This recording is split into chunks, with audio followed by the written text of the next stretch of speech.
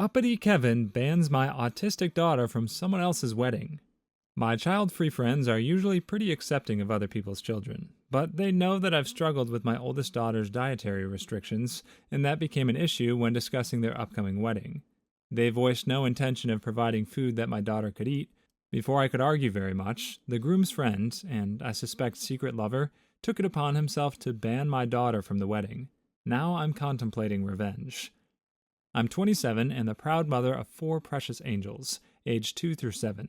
I call them this because, while their fathers were not exactly the best picks, they still won the genetic lottery. I also have a 9-year-old vegan daughter with sensory issues, who I love all the same. However, she can be quite difficult to cook for. Since I had her when I was very young, we haven't always had a lot of money. I was relying very heavily on food banks at one point, and the way it works is that you pretty much just get whatever food you happen to get. They don't expect people in need to be picky eaters.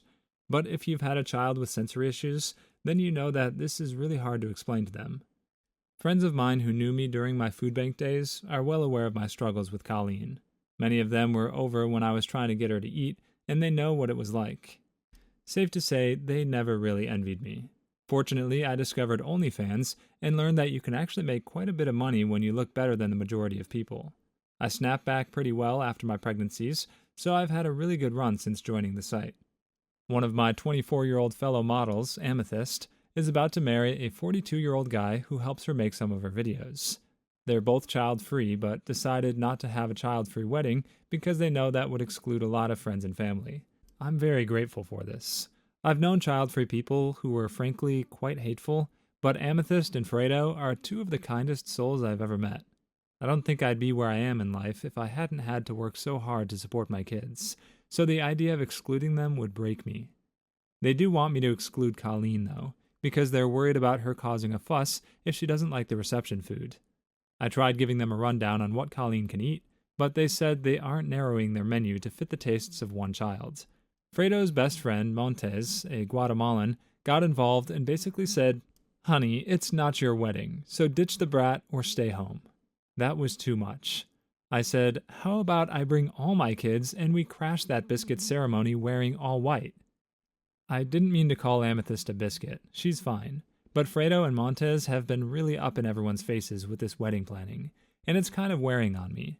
And I think Amethyst knows that, because she had no complaints about it.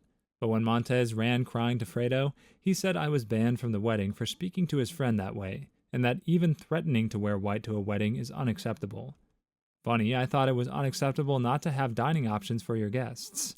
I'm going to this wedding whether they want me to or not. I haven't decided if I'm bringing Colleen with me, but I'm bringing the rest. What I want to know is, am I the jerk just for joking about wearing white? Is it like saying bomb on an airplane, or are my friends just snowflakes?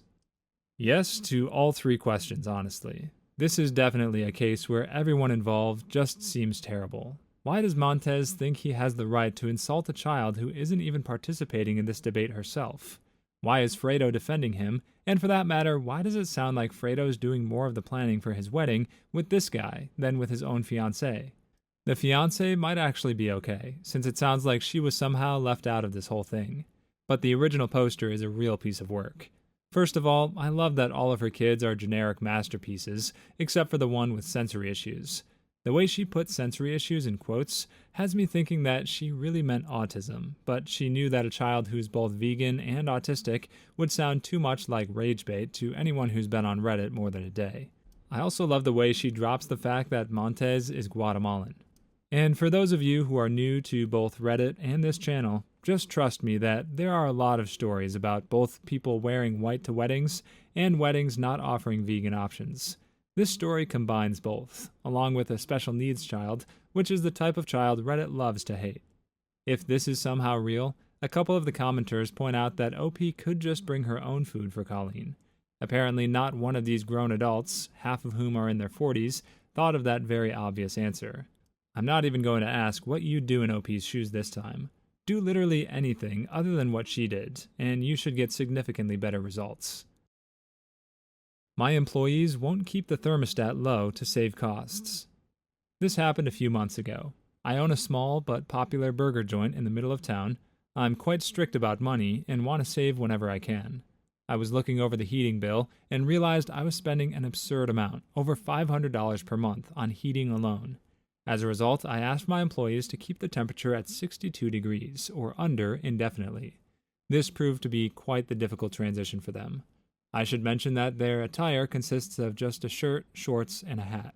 Because I knew they would feel tempted to change the temperature, since one of them is especially uptight about trivial things like this, I installed an alarm system to the thermostat to notify me if the temperature was turned up. I also put up a sign to remind them to never turn up the thermostat without my permission. One particular day, I was sitting in my office managing my finances when the alarm went off. I stormed outside to find that the thermostat was at 63 degrees. I angrily demanded to see who was the one who did this. There were only 2 employees present at the time. Unsurprisingly, it was the uptight employee that turned up the temperature. Needless to say, I was furious.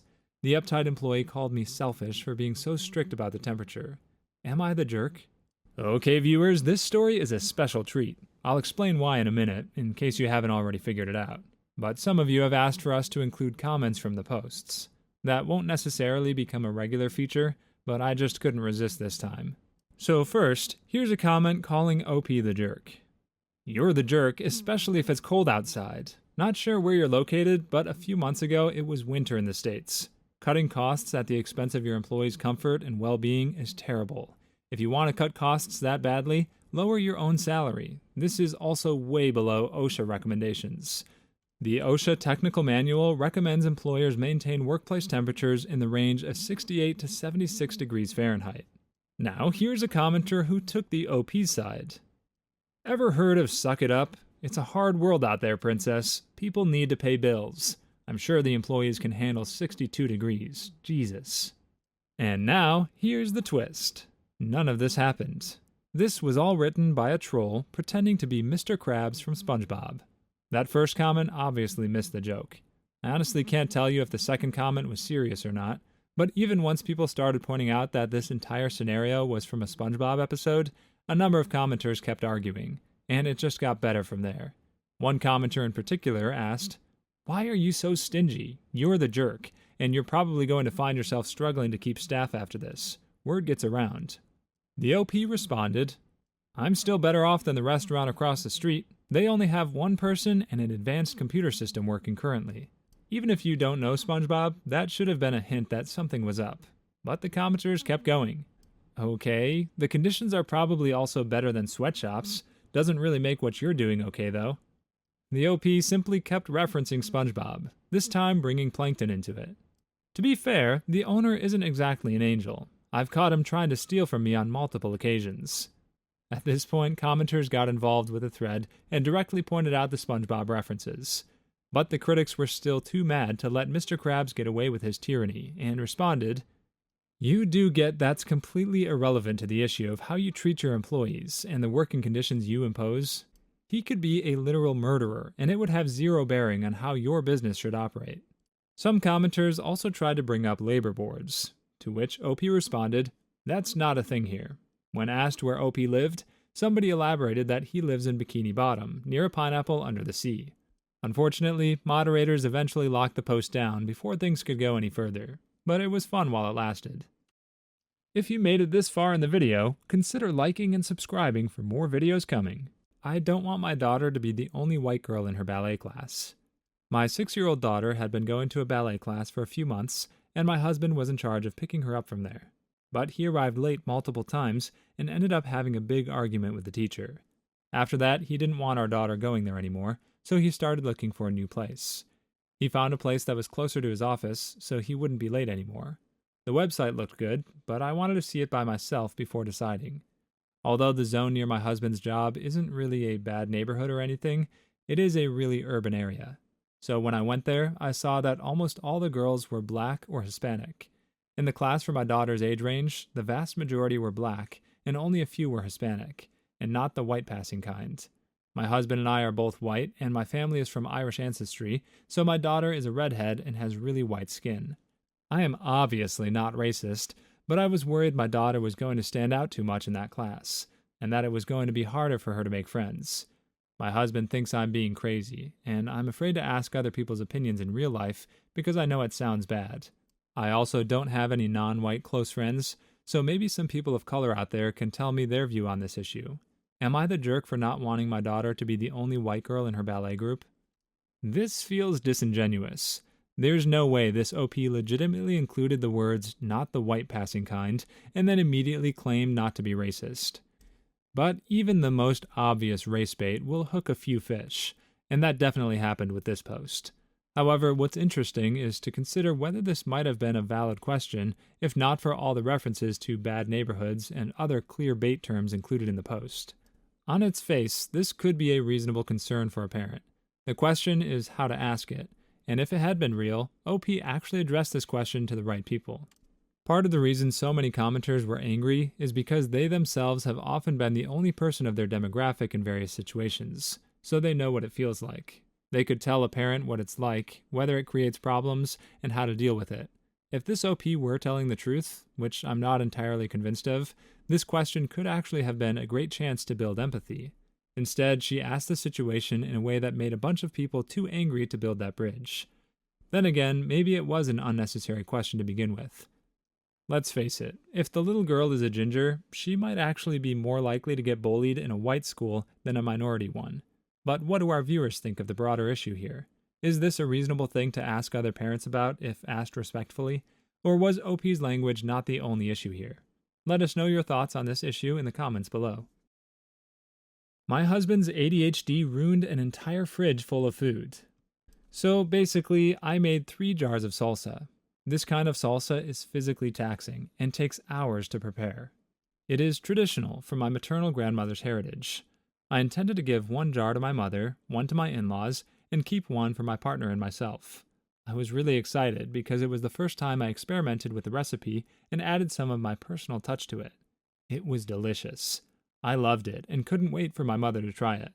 I was going to give her the jar today. Yesterday night, I went into the kitchen and saw that the fridge door was open. I hadn't used the fridge all day, and I know my partner uses it way more, as he's always looking for snacks or cold beverages. I asked him when was the last time he got something from the fridge, and he said it was in the morning. So the thing was open for more than 12 hours. The last thing he got was never put back in the fridge, by the way. Things inside were warm or melted. My salsa basically got spoiled. I'm so sad and disappointed, because I think you got an idea of how excited I was about it. We have no food left, and we have to get rid of approximately $50 worth of groceries. I'm the breadwinner too, so this is really painful to see my hard-earned money go into a garbage bag. My partner tried to blame the fridge for not closing properly, and I was not having any of it. It is not true. He is distracted, and that's it. Due to him having ADD, this is not the first instance of something like this happening, or other things involving chemicals. I cannot get angry at him as such, because I know he can't help being like this. But I'm just so exhausted and disappointed. It feels like having a child. I just wish he would get treatment. I don't feel attraction anymore, and I'm just tired of getting the bulk of chores, because I can't trust him to do things right. Plus, I'm a little tired of being the breadwinner. I feel like I need a support group for this in particular. My mother also has ADD, and so do I, as I'm autistic. But his severity is something else. I can't handle this anymore. For anybody else who has this same question, the Attention Deficit Disorder Association, or ADDA, actually does offer a support group for partners of those with ADHD. So that's a good thing to look into. While ADHD and the slightly more dated term ADD are frequently used as jokes among people who are just a little hyper, the real condition can make life difficult in numerous ways, like those described above. So it's good to know that before treating this salsa story like too much of a joke. Not that I've never made jokes the comments didn't love, but this is our first time tackling this topic, so it feels important to cover it right. Some commenters also suggested that you can get alarms for fridge doors that go off when they're left open. They're even great if you don't have ADHD, and you're just a bit absent-minded. That's why I had one anyway. Does anyone in the comments know of anything else this OP can do to make her situation easier? If so, share your experiences below. You just might help someone who's struggling. My husband won't stop mocking my sister's infertility. Not my problem. My sister Claire has struggled with her inability to have kids for years. She gets all kinds of questions from people about when she'll have kids, but somehow she focuses on what my husband says about the topic and complains about how he constantly makes backhanded comments about her inability to have kids. She once claimed he told her women in their 30s and up have less chance to bear children, or that one time she claimed he mocked her infertility by calling her garden barren, just like her. I admit that my husband is the type to dish it out, but her complaining seemed excessive because she never liked him anyway. Last week we got together for dinner at my parents' house. My sister came downstairs later while Mom and I were in the kitchen. She told me that my husband suggested she backs out of her in vitro fertilization treatment and find a better use for the money when she announced wanting to try the treatment. She went on about how insensitive and hurtful his words were. I felt upset. I told her she was right to be mad, but she needed to stop coming to me to complain about him as if he was my son, and to try speaking to him instead. She snapped at me, saying she already talked to him, but since he's my husband and I brought him into the family, then I should be the one to handle him. I told her that her reasoning didn't make any sense, but she called me selfish and cruel, just like him. It got so overwhelming when my mom sided with her, even going as far as to say I was enabling him. I left and went home. My husband said my sister is just being too sensitive because he was just giving his honest opinion when she brought up the IVF, and he said that if she has an issue with him, she should tell him to his face. He also said that she's probably looking for an excuse to pick an argument with me and that I was innocent and had nothing to do with this, despite her trying to involve me. Neither she nor my parents are speaking to me as of now. Am I the jerk? Yes, you've been the jerk from the very beginning of this story. Your sister's complaints are not excessive just because she doesn't like your husband. That doesn't even make sense. I'm not okay with someone making fun of my medical issues on account of the fact that I don't like them. I'm not okay with it, period. It might hurt more if I do like them, sure, but if I don't like them, it just intensifies that dislike into hatred. Also, you did bring him into the family, and now you keep bringing him around the family when he clearly can't play nice with them. I get that your family can't dictate who you marry, but if you want to marry someone who your family can't get along with, then you either have to pick a side or take part in building diplomacy. You're trying to avoid doing either. I get the standpoint that other adults should be able to iron out their own issues, but your sister already told you that she's tried. If your husband is refusing to do his part in that, then it's time to either say something to him or stop bringing him around your sister. Also, people need to stop using honesty as a defense. Just because he's entitled to his opinion doesn't mean his opinion isn't garbage. It's the sister's choice if she wants to pursue in vitro. Whether it'll work is probably a fear she's already confronted with daily. Antagonizing her over it is just nasty. Now, here's the part where I admit that over half the opinions our comments disagree with usually pertain to women's issues. But that doesn't mean I'm not listening when you voice your own, more experienced viewpoints. So feel free to share them below. Is OP the jerk, or is her sister being too sensitive? I think we could all benefit from some additional perspectives on an issue like this one. Please leave your stories in the comments. I'd love to make a video of them in the future. Also, don't forget to like and subscribe.